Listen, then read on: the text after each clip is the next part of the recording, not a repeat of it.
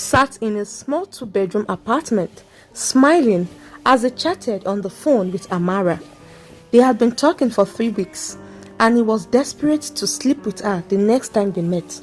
Just then, his wife Vivian walked in, carrying a big sack of foodstuffs she bought from the market. "Honey, I'm home," she said cheerfully, dropping the bag on the floor.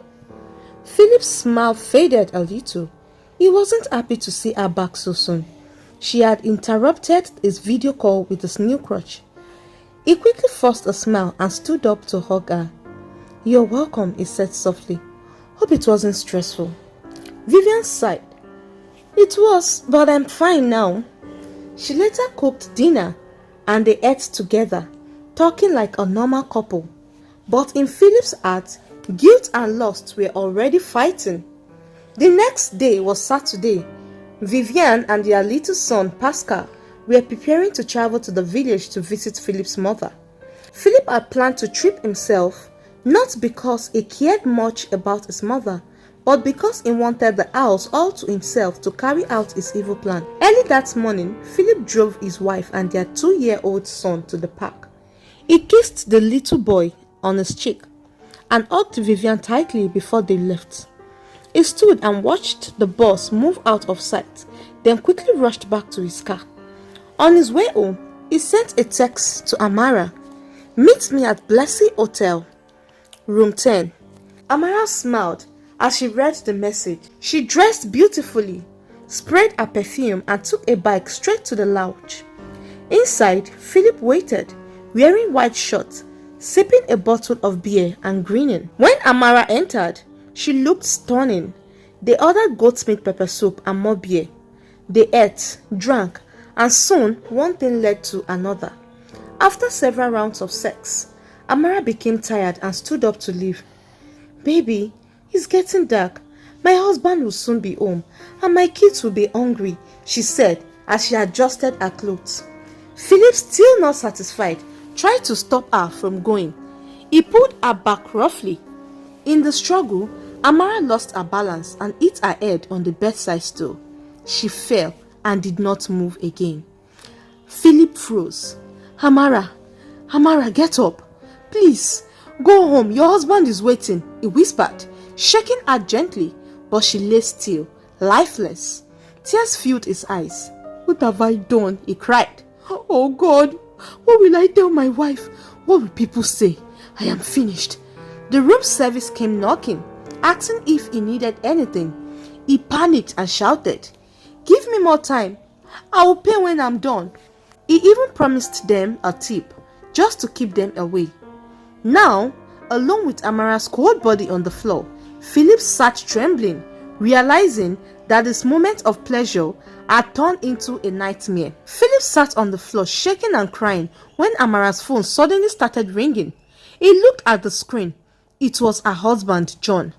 "I am finished," Philip whispered in fear, pacing back and forth. He knew if anyone found out, his life would be over.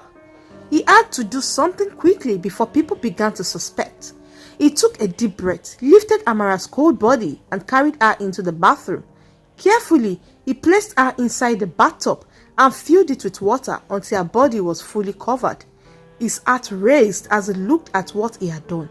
He packed his things in a hurry, including Amara's phone, wiped the sweat from his face, and forced a calm look. Then he walked out of the room like nothing had happened. At that reception, he smiled nervously, paid for the extra time he had spent, and even gave the 2 attendants 5,000 naira each as a tip. The money made them so excited that they forgot to ask about the woman he came with, or why she hadn't come out yet. Philip walked quickly to his car, started the engine, and sped off like a madman. A few minutes later, one of the hotel cleaners entered room 10 to tidy up. The moment she opened the bathroom door, she screamed in terror. Amara's lifeless body floated in the bathtub. A loud scream brought everyone running. The manager and the other staff rushed into the room, shocked and trembling. One of the workers ran outside to stop Philip, but he was already gone. Within 20 minutes, the police arrived. They questioned the hotel staff and took note of everything they saw. When the receptionist couldn't explain why they didn't ask Philip about the lady's whereabouts, the police arrested them for further interrogation. Amara's body was then taken away for autopsy and the investigation into her mysterious death began. Philip parked his car inside the compound and rushed to his apartment. On his way upstairs, he met his neighbor Cecilia. She smiled at him. "Mr. Philip, why are you looking so tense and sweaty?" she asked curiously. Philip forced a smile. "Oh, I just came back from the gym," he lied quickly. Cecilia nodded and walked away, not suspecting anything. Philip sighed in relief and hurried into his apartment. Once inside, he locked the door tightly and leaned against it, breathing heavily.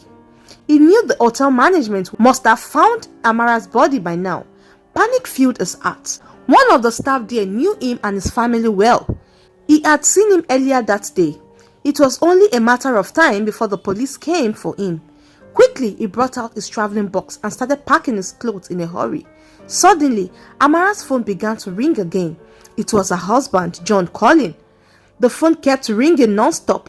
Over 60 missed calls and more than 20 messages filled the screen. Terrified, Philip turned off the phone, removed the SIM card and flushed it down the toilet. Then he picked up his box, rushed out and drove off at full speed towards his village. He arrived early the next morning, tired and scared. His wife Vivian was shocked to see him. "Philip, why are you here so suddenly? You didn't even call," she asked in surprise.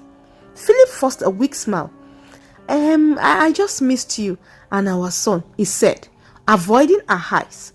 Vivian wasn't fully convinced, but she didn't want to argue. She called their neighbor Cecilia that morning to ask if anything strange had happened while she was away. Cecilia replied, "Nothing unusual. Everything was fine." Hearing that, Vivian relaxed and felt happy to have her husband around again. She cooked for him and the family spent time together.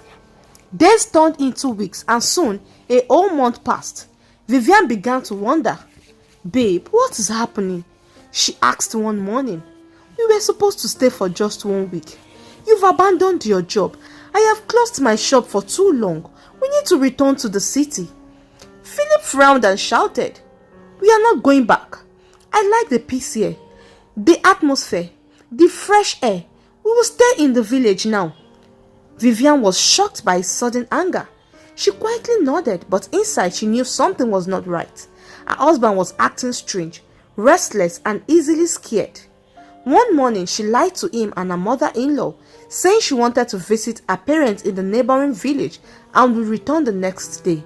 Philip objected at first, but when she explained that she would be back the next day, he agreed, not knowing that Vivian had her own plan to uncover the truth. Vivian left for the city that Friday morning with her little son Pascal. All through the journey, her mind was troubled. Why did Philip suddenly want to stay in the village? What was he hiding? She kept asking herself. When the bus arrived in the city, she took a cab straight home. As she was about to enter a flat, her neighbor Cecilia rushed out and hugged her tightly. "Mommy Pascal, you are back! I have missed you. I thought you said you were staying for just a week now. It's been over a month now," Cecilia said with a smile. Vivian sighed and explained. Cecilia, my husband suddenly came to meet us in the village without notice. I don't even understand him anymore." Cecilia's face changed. That's strange. Well, some police officers came here about 2 weeks ago asking for your husband. They even dropped a letter for him. Vivian's heart skipped. Police? What for? Cecilia went inside and brought out the letter, handing it to her. Vivian thanked her and went straight into her apartment. She opened the envelope and began to read. Her hands trembled. It was a police invitation letter, asking Mr. Phillip to report himself to the station immediately.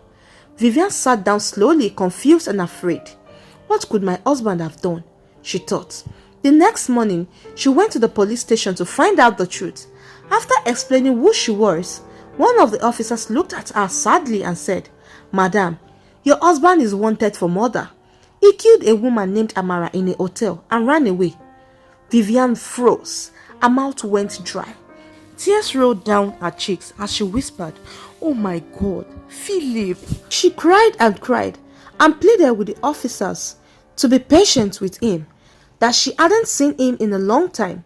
Please, if I see him, I will inform you immediately, she promised. They exchanged contact and she left the station, crying bitterly. Now she understood everything. His sudden visit to the village, his fear, his anger, and his lies. The next day, she returned to the village, pretending not to know anything. She hugged her husband warmly as if nothing had happened. That night, when everyone had gone to bed, she gently woke Philip. Philip, she said softly, tell me the truth. What did you do in the city that made you run to the village? Philip tried to shout and act angry, but Vivian's calm tone stopped him. Don't lie to me, she said quietly. I know everything. I just want to hear it from you. Philip broke down in tears. Vivian, it was a mistake. I swear, he sobbed. I made a mistake. I slept with another woman and she died accidentally. I swear I didn't mean to kill her. Vivian cried bitterly. Philip, why?